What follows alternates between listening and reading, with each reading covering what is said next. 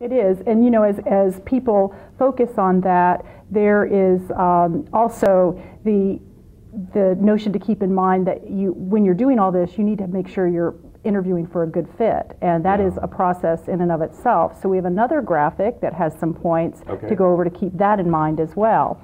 And as again, I'll go ahead and read the points and you can comment on them. So the first one is know your ideal job description. Yeah, one of the things I have my clients do is write down the different characteristics of their ideal work. And it doesn't necessarily even have to have a title. It doesn't have to be like product manager, project manager, but more something like, I go into the office 3 times a week. I work from home 2 times a week.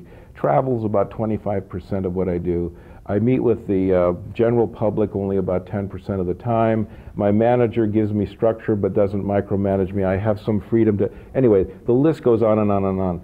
But what it does is, and by the way, it has to be within reason, you know, things you've actually seen before, not like I get paid $2 million for, you know, 3 minutes on the beach or something. So what that does is it gives you some parameters and some ideas of what you can measure the job you're applying for against. Just something that's at least an ideal of where you're coming from, and hopefully some sense of where things are rank ordered as well. Good. The next one is network for information. Yeah, well, I'm a big advocate of networking, but one of the ways to find out if a job's a good fit is to find out the reputation of the company that you're interested in pursuing, right?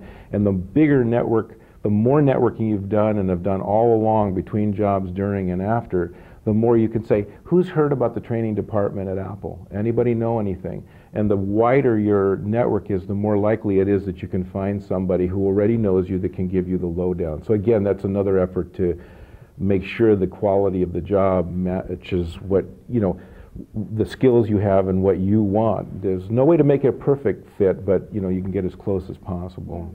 And somewhat related seems to be the next bullet, interview the interviewers.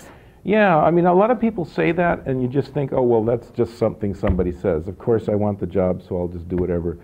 But really, does it serve you to get a job, ignore the red flags, get a job, and then want to quit in 3 months? Or they want to fire you when they find out really your work style, when you could have ferreted this out, you could have figured out that, hey, there's really a disconnect here. So I really think you owe it to yourself, and this is what I teach my clients, to ask them questions. And one way to do it, I think, is to meet with a peer.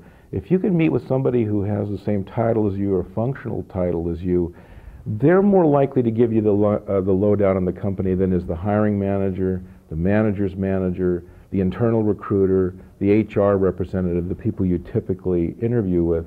So I say, ask them if you can speak to a peer, because when you say, what is the management style, what's morale like, what's a typical week like, that person's more likely to give you an accurate description of what's going on. And then you're networking with people outside the company and you're doing all the other things we've talked about. Great, that actually sounds really good. That's interesting. Yeah. What about the last bullet, which says use contextual success stories? Yeah, what that is the success stories, those PSRs, normally the way they're written is I came up with a new business process and as a result it reduced the cost of, or it increased sales by 20% or something.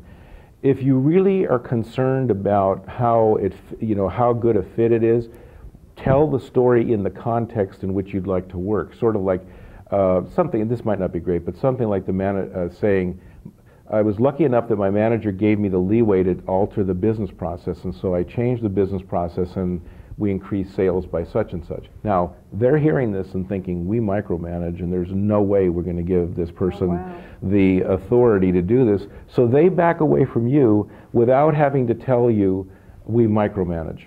And so you're allowing them to save face, but you want them to move away from you. Now, again, I wouldn't recommend this if you need the job at all costs, because you're adding one extra layer of how you work. But you're not coming across as a prima donna, because you're saying, in this context, look at the value I can produce.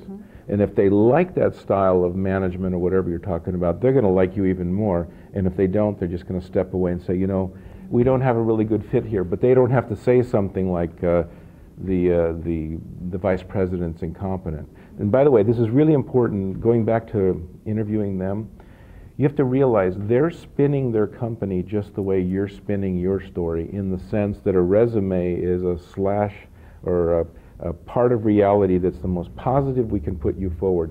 they're not going to say, like I said, we have no respect for the CEO. She's an idiot. We just go around her. They're not going to say that. So that's not 100% an accurate view of reality either. Yeah, that's true. I think interesting. Yeah. Well, thank you for going through those points.